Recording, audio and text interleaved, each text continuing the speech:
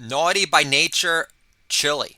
Can I get a holla for what Gen X dads understand? Long time, all the time. Holla. Thank you very much.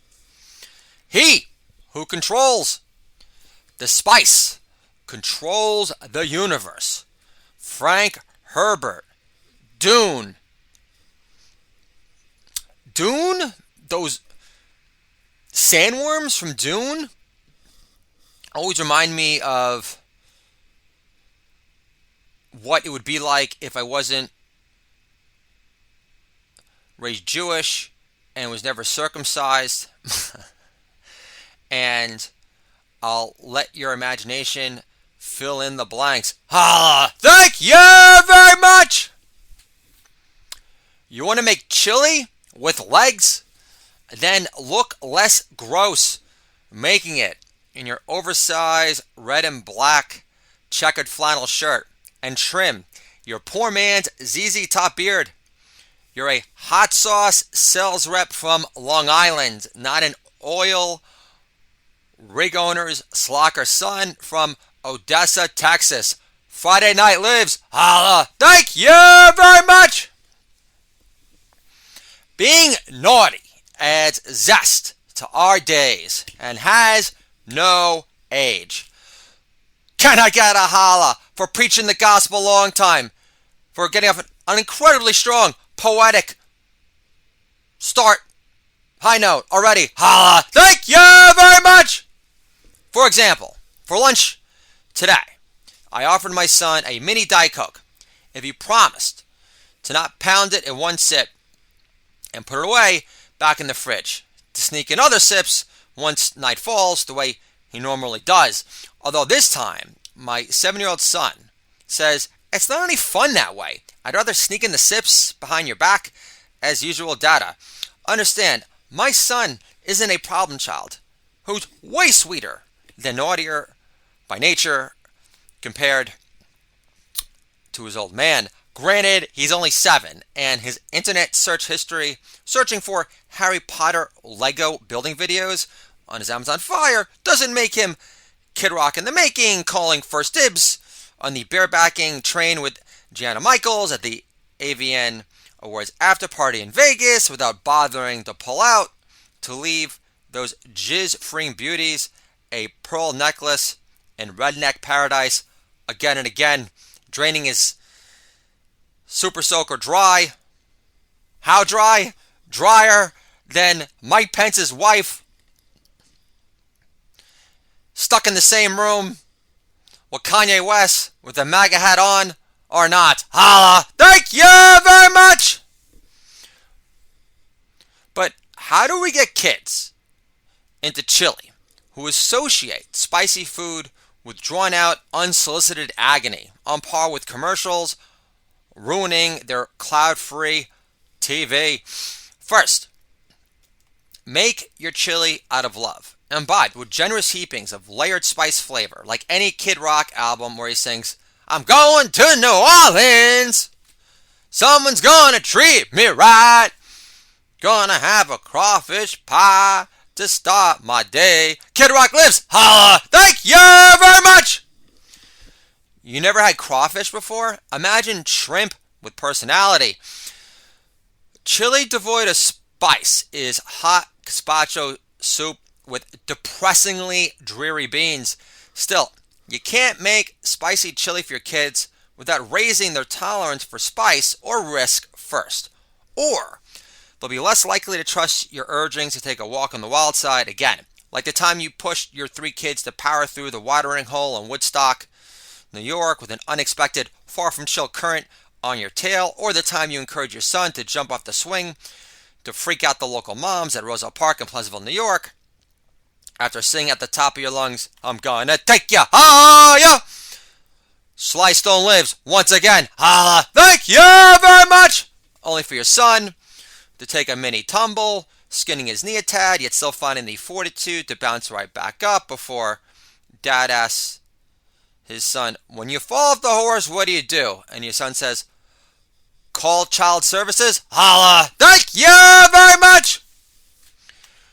Being naughty sometimes means doing things in secret, because without any element of surprise, there's no arousing, joyous lift that makes the moment stick out from the same old situation. Motley Crue lives. Dr. Feelgood. Holla. Thank you very much. To achieve my goal of raising adventurous, risk-taking kids who don't flinch at the sight of a jalapeno popper on Super Bowl Sunday and suffer from residual anxiety attacks moving forward, I've been sneaking in doses of heat throughout all their meals for years. Like a stay-at-home shaman comedian. Since all my kids ate more than just strawberries and booby milk, which tastes like a regrettable non-fat latte, in case any of my audience members gets their wife pregnant by mistake and forgets that the nipple tastes like milk forever and they decide to sample the goods for all time's sake.